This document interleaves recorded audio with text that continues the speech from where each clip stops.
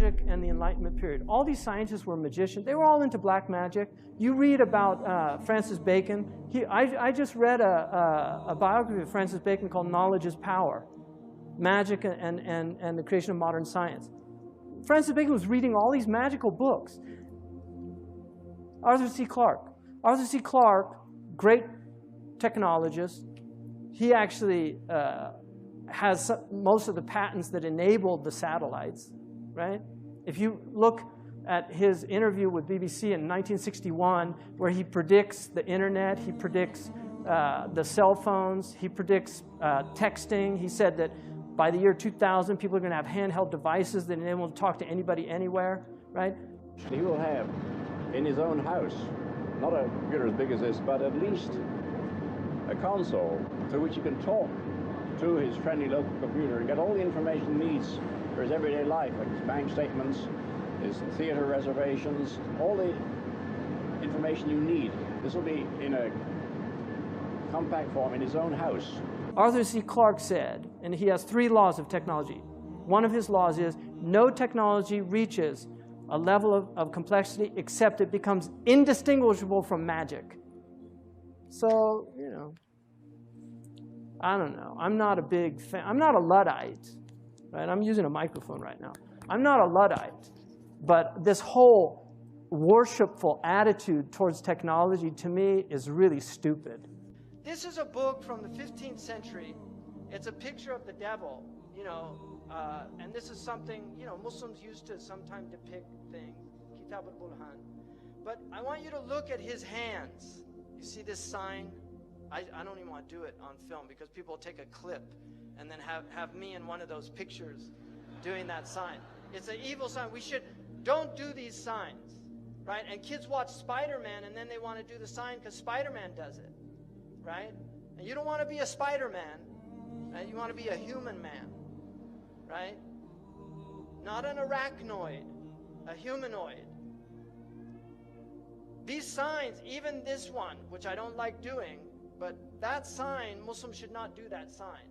That actually comes out of magic. These are signs that were, they're magical signs. We have no symbols in our religion. Even the crescent and the moon, it's a Seljuk tradition. The Prophet ﷺ had no symbols in his religion. It's one of the miracles of our religion, right? Because this is demonic stuff.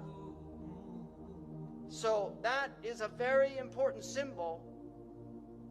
Now, this is what they worship, these Satanists, Baphomet. If you notice, he's androgynous, so it's a male-female mixture. Also making these signs. You see the signs he's making using this sign because 11 is the devil's number. Because 11 is 1 beside 1. And you will notice that in their numerology, they use 11 a lot, and they like multiples of 11. 11, 22, 33, 66, they like these multiples. Imam al-Ghazali says in their magic, they know the secrets of numbers, and so they use numbers. The Prophet ﷺ, when they used magic on him, they blew on 11 knots. 11 uqda. And this is why the Mu'awwidhatayn has 11 ayahs, because it protects against their magic. So this is real stuff, people. I'm not making this up. This is real stuff. You either believe it or you don't, and if you don't, it's at your own peril. But this is real stuff. Sihr is a reality in the world, and people practice magic. And one of the practices is through the eyes, seducing the eyes in television and spectacle. It's the sihr of the ayun. You can see Madonna imitating here Baphomet, right? Because she's one of them, and she's a numerologist. She is a numerologist. She practices numerology. This is Lady Gaga, that everybody's gaga about. People tell me, you know, oh, you've got a lot of followers on your Twitter or something like that. I don't even know. I did Twitter one time and regretted it. But people said, and I said, to me that means nothing. Lady Gaga's got tens of millions of followers. So the devil has plenty of followers on Twitter. It means nothing. We want to be on the account with God, right? We want to have the angels following us. pleased with us, happy about what we're doing. Now, Maleficent, you could see Disney, they used to have films where the witch was evil, and now they entice them. This is the fitna. They make a beautiful, they used to make them old hags. If you see the old film, the witch was an old hag, but we get them by degrees.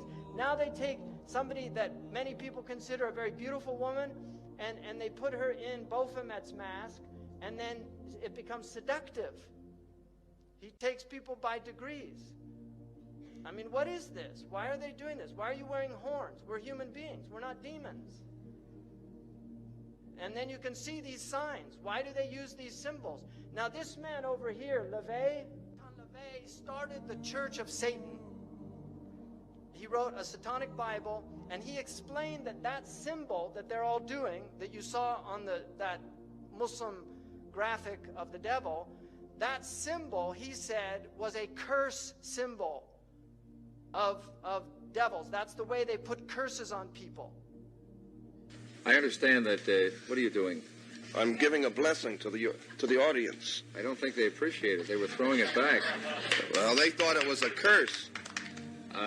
Would you like me to show them how the sign of the curse works? Sign of the curse? Completely different. How does it go? No, not at you people out there in the audience, but this is the difference. Aim it toward Red China, would you? This is the sign of the horn. A curse sign, the two fingers extended. This way, spread apart for sort of shotgun blast, you know. I always figured if I ever when met it's the devil, they'd have dirty fingernails. Go on. No, they're not. Yes, they are. Where? Dirty fingernails. So that's the sign of the horn, and then what happens? Is that it? Well, the other ones, too. Yeah, what are the other ones? The other ones, one of them's the pox sign. That's 3 fingers extended. A pox on you? A pox on you. During the Middle Ages, this was... Yeah. Oh, yes. But You're originally... a bad cat. Well... Right? And you've got people at rock concerts, they're all doing it, thinking it's cool. Marilyn Manson was a follower of Anton LaVey.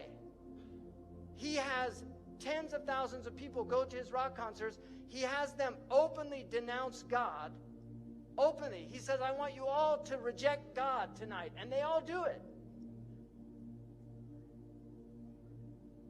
So this is real stuff, people. He's very committed to this. He takes it. He's a minister in the Church of Satan.